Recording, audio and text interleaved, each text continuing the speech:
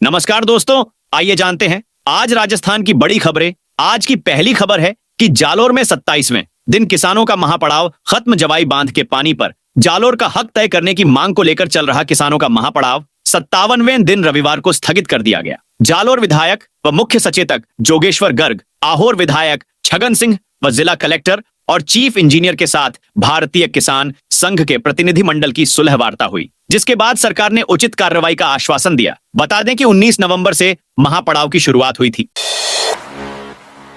शराब कारोबारियों ने बीजेपी सरकार के खिलाफ खोला मोर्चा। शराब की दुकानों को रात 11 तक खोलने के साथ ही 15 सूत्री मांगों को लेकर प्रदेश भर के शराब कारोबारी ने सरकार के खिलाफ आंदोलन का ऐलान कर दिया है। रविवार को प्रदेश भर के शराब कारोबारी जयपुर के मानसरोवर में इकट्ठा हुए, जहां उन्होंने सरकार से अपनी 15 सूत्री मांगों को जल्द से जल्द पूरा करने की मांग की। इसके साथ ही ऐसा नहीं करने पर मुख्यमंत्री कार्यालय का घेराव करने की भी चेतावनी दी। 20 दिसंबर को सीकर आएंगे टी राजा सिंह। विधायक टी राजा सिंह 20 दिसंबर को सीकर आएंगे। वह 11 दिसंबर से शुरू हुई समरस सनातन यात्रा के समापन पर रामलीला मैदान में सभा को संबोधित करेंगे। आज आयोजकों के द्वारा सीकर के रामलीला मैदान में कार्यक्रम का पोस्टर विमोचन किया गया। साथ ही कार्यक्रम को लेकर एक बैठक भी की गई।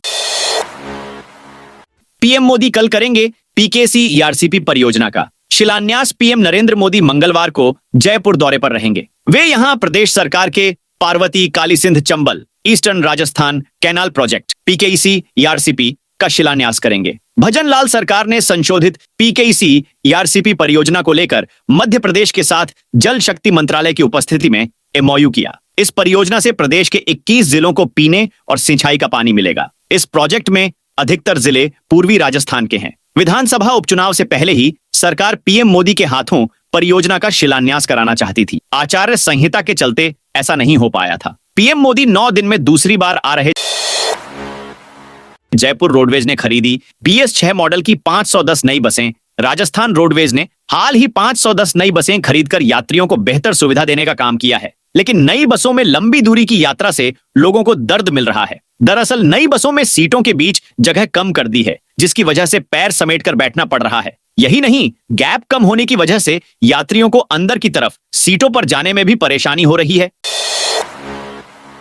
सीएम भजनलाल की सुरक्षा में तैनात हेड कांस्टेबल की मौत। सीएम भजनलाल शर्मा की सुरक्षा में तैनात हेड कांस्टेबल की शनिवार को सड़क हादसे में मौत हो गई। ड्यूटी खत्म होने के बाद वह बाइक से घर लौट रहा था, तभी पीछे से आ रहे तेज रफ्तार ट्रक ने उसकी बाइक को टक्कर मार दी, जिससे वह गंभीर रूप से घायल हो गया। उन्हें अस्पताल ले जाया गया, जहां डॉक्टरों ने हेड कांस्टेबल को मृत घोषित कर दिया। पुलिस ने कार्रवाई करते हुए ट्रक को जब्त कर लिया है और उसके चालक को भी हिरासत में लिया गया है। पुलिस कर्मियों को अब 15 दिन में एक बार मिलेगा अवकाश। झुंझुनू जिले के एसपी शरद चौधरी ने एक सराहनीय कदम उठाते हुए जिले के पुलिस कर्मियों के लिए पाक्षिक अवकाश की व्यवस्था शुरू की है। इस पहल के तहत अब कांस्टेबल, हेड कांस्टेबल और एएसआई स्तर के पुलिस कर्मियों को हर 15 दिन में एक दिन का अवकाश मिलेगा। यह कदम पुलिस कर्मियों के मानसिक और शारीरिक स्वास्थ्य को ध्यान में रखते हुए उठाया गया है, क्योंकि लंबे समय तक लगातार काम करने से पुलिसकर्मी तनाव और थकावट महसूस करते हैं। झुंझुनू पुलिस ने इस योजना को लागू करने के लिए विस्तृत प्लान तैयार किया है। मिड डे मील की राशि बढ़ाई। प्रदेश सरकार की ओर से कक्षा 8वीं तक के छात्र छात्राओं को विद्यालय में दिए जाने वाले मिड डे मील की लागत में बढ़ोतरी की है। महंगाई बढ़ने के साथ राजकीय स्कूलों में मिड डे मील बनाने की लागत में भी वृद्धि हुई थी। इसके बाद से ही राजकीय विद्यालय द्वारा मिड डे मील बनाने के लिए कच्चा सामान खरीदने में कठिनाइयों का सामना करना पड़ रहा था। विद्यालयों में पुरानी दरें प्रति छात्र प्रतिदिन 5 रुपए 45 पैसे थीं, जिसे बढ़ाकर 6 रुपए 9 पैसे किया गया है। इसी तरह उपरावे में प्रति छात्र प्रतिदिन 8 रुपए 17 पैसे थी, उसे बढ़ाकर 9 रुपए 29 पैसे किया गया है। फ्री आधार अपडेट की सुविधा 14 जून तक बढ़ाई। आधार मुफ्त में अपडेट करने की समय सीमा 14 जून तक बढ़ गई है। इसे माई आधार पोर्टल पर बिना खर्च के अपडेट कर सकते हैं। फ्री अपडेट की समय सीमा 14 दिसंबर को खत्म होने वाली थी। दरअसल सरकार ने आधार कार्ड में अपडेट की सुविधा दी थी, लेकिन कई लोग अब तक अपडेट नहीं करवा सके हैं, जिस पर तारीख बढ़ाई है। नोटिफिकेशन जारी। राजस्थान के सीएम भजनलाल शर्मा का आज जन्मदिन है। इस अवसर पर भरतपुर और बीकानेर की जनता को तोहफा मिला। भरतपुर व बीकानेर में अब यूआईटी नहीं रहेगा, अब उसका स्थान विकास प्राधिकरण लेगा। आज रविवार को भरतपुर विकास प्राधिकरण और बीकानेर विकास प्राधिकरण के लिए नोटिफिकेशन जारी हो गया है। इसके बाद अब दोनों जिलों के विकास को पंख लग जाएंगे। इन दोनों जिलों का विकास स्मार्ट सिटी के तर्ज पर होगा। विकास प्राधिकरण के गठन के बाद एक आईएएस अफसर इसकी जिम्मेदारी उठाएगा। अभी तक नगर विकास न्यास में सचिव पद पर राजस्थान प्रशासनिक सेवा आरएएस का अधिकारी कार्य संभालता था। बीते 30 नवंबर को कैबिनेट बैठक में भरतपुर और बीकानेर शहर को विकास प्राधिकरण बनाने की घोषणा की गई थी।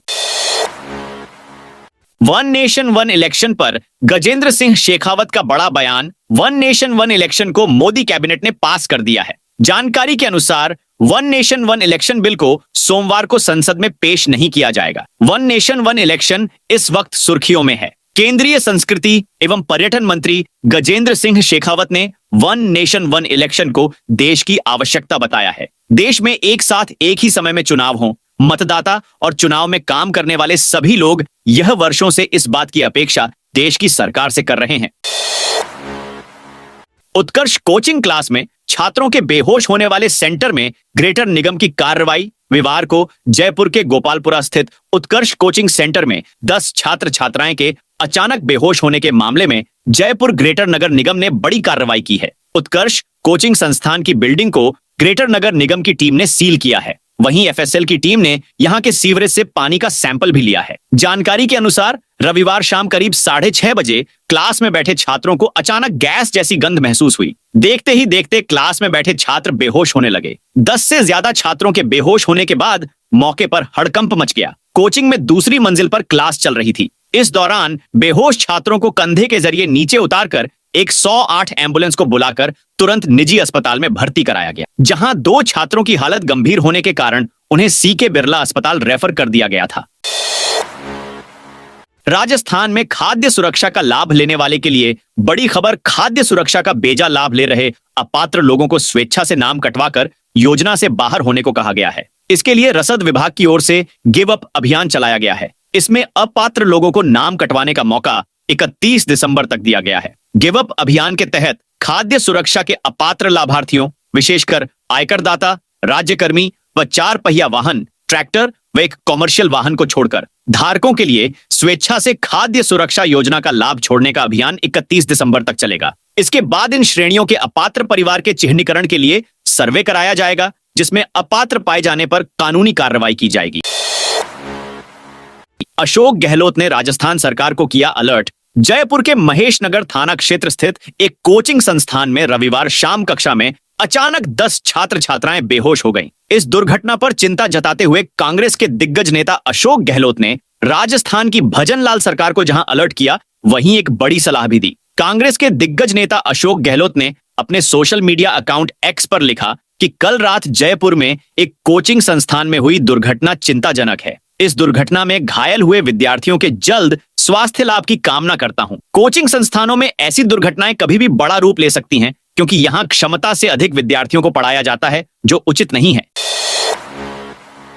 सिग्नल फ्री हो जाएगा। जयपुर का यह सबसे व्यस्त चौराहा जयपुर अजमेर हाईवे स्थित कमला नेहरू पुलिया का काम पूरा हो चुका है। जल्द ही इस पुलिया से वाहनों की आवाजाही शुरू होगी। ऐसे में पुलिया के आसपास 6 माह से परेशान हजारों लोगों की राह सुगम होगी। इसके अलावा भांकरोटा पुलिया का काम भी भारतीय राष्ट्रीय राजमार्ग प्राधिकरण NHAI के अधिकारी मार्च तक पूरा करने की बात कह रहे हैं। माना जा रहा है कि भांकरोटा पुलिया शुरू होने के बाद 200 फीट बाईपास चौराहे को सिग्नल फ्री बनाने का काम शुरू होगा। इसका प्रस्ताव बनाकर केंद्र सरकार को भेजा जा चुका है। राजस्थान में 5 से 6 दिन शीतलहर अति शीतलहर का अलर्ट। मौसम विभाग का अलर्ट है कि राजस्थान में आने वाले 5 से 6 दिन शीतलहर अति शीतलहर की स्थिति जारी रहने की संभावना है। राजस्थान में अब कड़ाके की ठंड पड़ रही है। मौसम विभाग का नया अलर्ट है कि राजस्थान में आने वाले 5 से 6 दिन शीतलहर अति शीतलहर की स्थिति जारी रहने की संभावना है। अब अगर अजमेर की बात करें तो कड़ाके की ठंड के कारण तापमान में गिरावट होने से अजमेर में गाड़ियों के ऊपर बर्फ की परत जम जा रही है। मौसम विज्ञानियों की संभावना है कि दिसंबर में राजस्थान में सर्दी और तेज होने वाली है। आसाराम ने पुणे जाने के लिए मांगा 2 सप्ताह का समय। आसाराम को 17 दिन की पैरोल समय अवधि बढ़ाने के बाद आज उसकी ओर से उसके वकील ने हाई कोर्ट में पुणे के निजी अस्पताल में इलाज करवाने के लिए जाने के लिए 2 सप्ताह का समय की मांग की है। आसाराम का चेकअप एलोपैथी डॉक्टर के पास ले गए थे। उन्होंने ट्रेवलिंग की स्थिति में नहीं होना बताया। ऐसे में आसाराम के वकील ने बताया कि हाई कोर्ट में एप्लीकेशन लगाई है। एप्लीकेशन में पुणे जाने के लिए 2 दिन से बढ़ाकर 2 सप्ताह की डिमांड की है। मामले में सुनवाई कल होने की संभावना है। केंद्रीय गृह मंत्री अमित शाह से मिले सांसद राजकुमार रोत बांसवाड़ा। डूंगरपुर से भारतीय आदिवासी पार्टी बीएपी के सांसद राजकुमार रोत ने दिल्ली में केंद्रीय गृह मंत्री अमित शाह से मुलाकात की। इस दौरान उन्होंने आदिवासी क्षेत्र को लेकर चर्चा की। सांसद राजकुमार ने दोनों की मुलाकात का एक फोटो भी सोशल मीडिया पर शेयर किया है। सांसद राजकुमार रोत ने बताया कि गृह मंत्री अमित शाह से मुलाकात को लेकर समय मांगा गया था। आज पार्लियामेंट ऑफिस में 3 मिनट की मुलाकात हुई। सांसद ने बताया कि जाट और सिख रेजिमेंट की तरह आदिवासी रेजिमेंट शुरू करने की मांग रखी है, जिस पर उन्होंने सकारात्मक विचार करने की बात कही है। टोंक में 23 को जुटेंगे किसान। टोंक में किसानों के हितों को लेकर मनाए जाने वाले किसान दिवस को इस बार भी किसान महापंचायत की ओर से कृषि मंडी में बनाया जाएगा। इसमें गेस्ट के रूप में किसान महापंचायत के राष्ट्रीय अध्यक्ष रामपाल जाट आएंगे। इसमें न्यूनतम समर्थन मूल्य का गारंटी कानून बनाने समेत अन्य मांगे सरकार से की जाएगी। किसान महापंचायत युवा प्रदेशाध्यक्ष रामेश्वर प्रसाद चौधरी ने बताया कि केंद्र सरकार द्वारा 23 दिसंबर को किसान दिवस घोषित किया हुआ है, उसके बाद भी किसान दिवस नहीं मनाया जाता है, लेकिन किसानों की समस्याओं को लेकर किसान महापंचायत की ओर से यह दिवस मनाया जाएगा। महाकुंभ के लिए जयपुर से स्पेशल ट्रेन चलेगी। रेलवे महाकुंभ में प्रयागराज के लिए 19 जनवरी को स्पेशल ट्रेन चलाएगा, क्योंकि ट्रेन उदयपुर से जयपुर होते हुए प्रयागराज जाएगी। ऐसे में इसमें उदयपुर से स्लीपर में 655 रुपए, थर्ड एसी में 1755 और सेकंड एसी में 1000 रुपए, 2415 रुपए प्रति व्यक्ति किराया लगेगा। हालांकि जयपुर से किराया कम लगेगा, लेकिन ट्रेन स्पेशल है, इसलिए किराया अन्य ट्रेनों से करीब 30% अधिक होगा। जैविक खेती पुरस्कार के आवेदन 31 तक। जैविक खेती पुरस्कार योजना के लिए 31 दिसंबर तक आवेदन होंगे। कृषि विभाग के संयुक्त निदेशक रामनिवास पालीवाल ने बताया कि कलेक्टर की अध्यक्षता में गठित कमेटी द्वारा जिला स्तर पर अंतिम चयन किया जाएगा। चयनित किसान का नाम कृषि निदेशालय को राज्य स्तर पर सम्मान के लिए भेजा जाएगा। रबी फसलों का 31 दिसंबर तक कराना होगा बीमा। प्रधानमंत्री फसल बीमा योजना के तहत रबी फसलों के लिए कृषक अंतिम तिथि 31 दिसंबर 2024 तक अपनी फसलों का बीमा करा सकते हैं। आर्णी कृषक जिनके द्वारा केसीसी से फसली आरण लिया गया है, उनका आरण राशि तक फसल बीमा प्रीमियम बैंक द्वारा काटकर स्वतः बीमा करा दिया जाएगा। कृषि विभाग के संयुक्त निदेशक वीरेंद्र सिंह सोलंकी ने बताया कि कृषि विभाग की ओर से जारी अधिसूचना के तहत प्रधानमंत्री फसल बीमा योजना के तहत जिले में रबी 2024 से 25 के लिए गेहूं, चना, सरसों संपूर्ण जिले के लिए अधिसूचित है, जबकि जौ मालपुरा व निवाई तहसील तथा तारामीरा मालपुरा में फसल बीमा के लिए अधिसूचित है।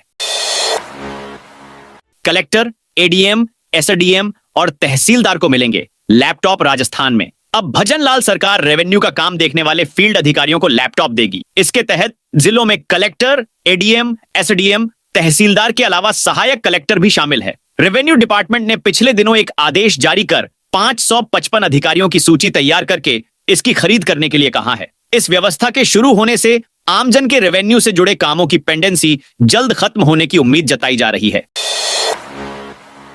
10 साल बाद हो रही परिचालक की भर्ती। राजस्थान रोडवेज में करीब 10 साल बाद खाली पड़े पदों पर भर्ती होने जा रही है। रोडवेज प्रशासन की अनुशंसा के बाद राजस्थान कर्मचारी चयन बोर्ड ने 500 पदों पर भर्ती के लिए विज्ञापन जारी कर दिया है। हालांकि रोडवेज में महज 500 नए पदों पर भर्ती किए जाने को लेकर कई सवाल खड़े हो रहे हैं, क्योंकि इसके बाद भी 5 गुना से अधिक पद खाली पड़े हैं। जेडीए की 3 आवासीय योजनाओं को मुख्यमंत्री ने किया लॉन्च। राजस्थान की भजनलाल सरकार की पहली वर्षगांठ के मौके पर मुख्यमंत्री भजनलाल शर्मा ने जयपुर के जवाहर कला केंद्र में जयपुर विकास प्राधिकरण की 3 नई आवासीय योजनाएं लॉन्च की है, जिसके तहत जेडीए अब जयपुर में अटल विहार, गोविंद विहार और पटेल नगर योजना के तहत 756 भूखंडों के लिए 18 दिसंबर से 13 फरवरी तक ऑनलाइन आवेदन की प्रक्रिया जारी रहेगी। इसके बाद जयपुर विकास प्राधिकरण द्वारा ऑनलाइन माध्यम से तीनों योजनाओं की अलग अलग लॉटरी निकाली जाएगी। ऐसे में 756 प्लाट के लिए आम जनता जयपुर विकास प्राधिकरण की ऑफिशियल वेबसाइट पर जाकर ऑनलाइन आवेदन कर सकेंगे। शुरू होने से पहले ही विवादों में आई कर्मचारी चयन बोर्ड की ये भर्ती कर्मचारी चयन बोर्ड की ओर से वाहन चालक भर्ती 2024 प्रक्रिया शुरू होने से पहले ही विवादों में आ गई है। दरअसल भर्ती में आयु की योग्यता 18 साल तय की गई है। जारी विज्ञप्ति में बताया गया है कि 1 जनवरी 2026 को 18 साल की आयु पूरी करने वाले अभ्यर्थी ही भर्ती के लिए योग्य होंगे। साथ ही भर्ती में आवेदन करने वाले अभ्यर्थियों से 3 साल का वाहन चालक का अनुभव मांगा है। ऐसे में एक ही अभ्यर्थी के पास दोनों योग्यता हासिल करने पर सवाल उठ रहे हैं। जो अभ्यर्थी 18 साल का होगा उसके पास 3 साल का वाहन चलाने का अनुभव कैसे होएगा। डीग में 2 पक्ष भिड़े। पथराव और फायरिंग की डीग में रविवार को 2 पक्ष आपस में भिड़ गए। एक दूसरे पर जमकर पथराव और फायरिंग की। इसमें 20 लोग घायल हुए हैं। घायलों में 15 लोगों को छर्रे लगे हैं, जिन्हें भरतपुर अस्पताल में भर्ती कराया गया है। घटना डीग के खोह थाना इलाके के गांव घड़ी मेवात की है। घटना का वीडियो भी सामने आया है। वीडियो में एक दूसरे पर पथराव करते नजर आ रहे हैं। साथ ही गोली चलने की आवाज सुनाई दी। डिस्कॉम के निजीकरण को लेकर विरोध। अजमेर। डिस्कॉम के 17 जिलों के कार्मिकों ने निगमों के निजीकरण के विरोध में धरना देकर प्रदर्शन किया। यह धरना प्रदर्शन राजस्थान विद्युत संयुक्त संघर्ष समिति के आह्वान पर किया गया। निजीकरण के विरोध सहित पुरानी पेंशन योजना लागू करने, जीपीएफ कटौती चालू करने और सीपीएफ कटौती बंद करने की मांग भी की। नागौर के झायल में 5 नए आंगनबाड़ी केंद्र खुले। राज्य सरकार ने प्रदेश के हर ब्लॉक में 5 नए आंगनबाड़ी केंद्र खोलने की मंजूरी दी है। विभागीय बाल विकास परियोजना अधिकारी हर्षा वर्मा ने बताया, नागौर जिले के सोनेली, सोमणा, छापड़ा, धानी व लुनसरा में नए आंगनबाड़ी केंद्र खोले गए हैं। उन्होंने बताया, सभी आंगनबाड़ी केंद्रों के खुलने पर ग्रामीणों ने प्रदेश सरकार और महिला बाल विकास राज्य मंत्री डॉ बाघमार का आभार जताया है। तो दोस्तों, ये थी आज राजस्थान की बड़ी खबरें। आप इस वीडियो को कौन से जिले से देख रहे हैं, उस जिले का नाम बताइए।